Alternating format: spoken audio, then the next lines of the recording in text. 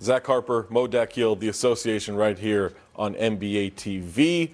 The Philadelphia 76ers came back from a 3-1 series deficit in the first round against the Boston Celtics, made the historic comeback, but then get swept by the Knicks in round 2, punctuated by a 144-114 loss tonight in Game 4 in Philadelphia. We go now to Nick Nurse, Sixers head coach, at the podium.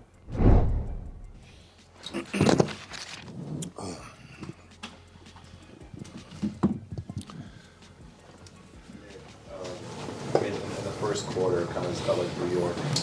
Obviously, they made 11 threes in the first. So I guess what kind of allowed them to get hot and get on like that? Well, they obviously came out playing super fast, and we had another, scenario. I thought, first 5 possessions, I think 4 of them were wide open threes. Didn't make any of them, I think, and they were running off those rebounds and obviously scoring in transition. We did a poor job of communicating in transition. We watched several of those clips at halftime, and we just weren't communicating good enough. They weren't super complicated transition run backs, but we just got 2 guys on one and couldn't get it talked out to get ourselves back. So I think a lot of those were in transition. And the energy obviously was a big gap between their energy and our energy, I thought. Dug ourselves a big hole that we could never really get out of. I think after Game 1, Nick, you described it as them creating separation and kind of like practice shots. Is that what it felt like at times today? Or yeah, it wasn't nearly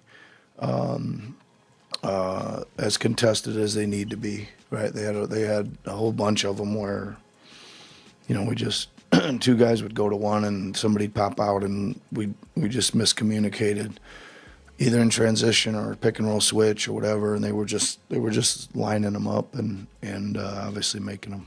Follow up on the lack of execution defensively and the gap in energy that you were mentioning.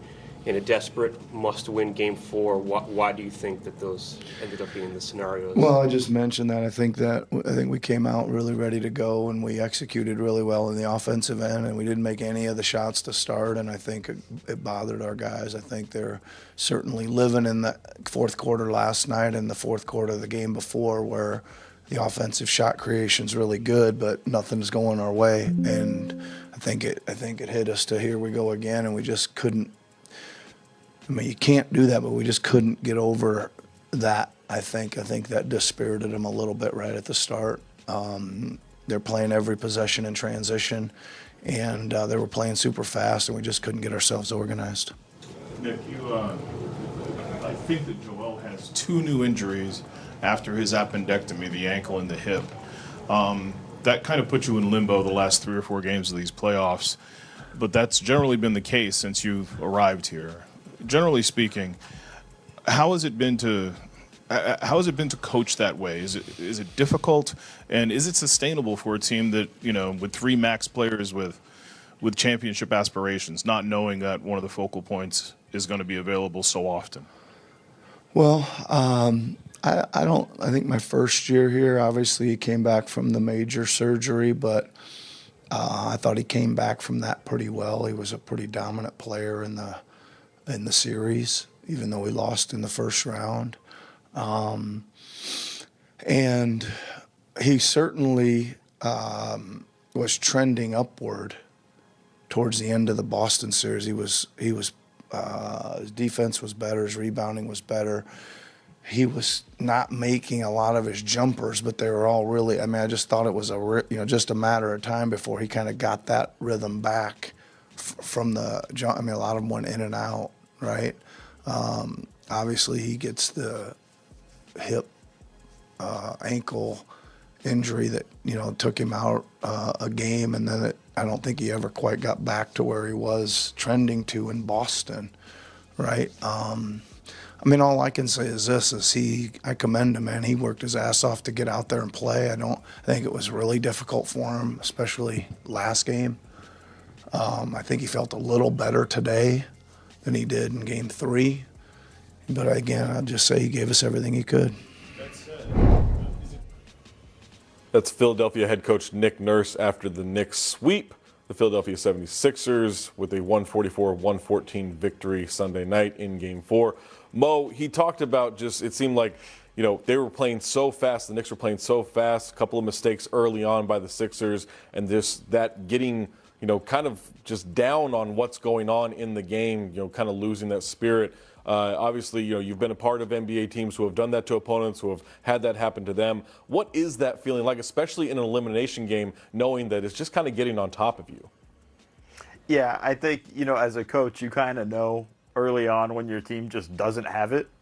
And I think it was easy to see pretty quickly they don't have it tonight. And unfortunately, it comes out in a closeout situation.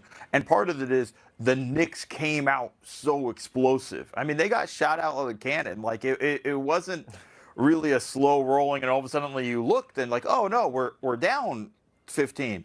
It was just bang, bang, bang, over and over again. And it was, they capitalized on every mistake Philly made early. And that was, really crushing on top of that. And then when they capitalized on it, it was almost all for threes, too. So it's almost the most they can score on a possession for the most part. And I think it really begins to kind of settle in a little bit. And then when you try to dig yourself out of that hole and you can't seem to get to it, and he was even talking about just getting over the hump or breaking through a little bit, you end up just naturally as a human sort of getting a little bit dispirited and just sort of looking down a little bit more. Yeah, at that point, you're probably just watching the clock wondering when it ends. Let's head back to the podium. Joel Embiid is speaking now.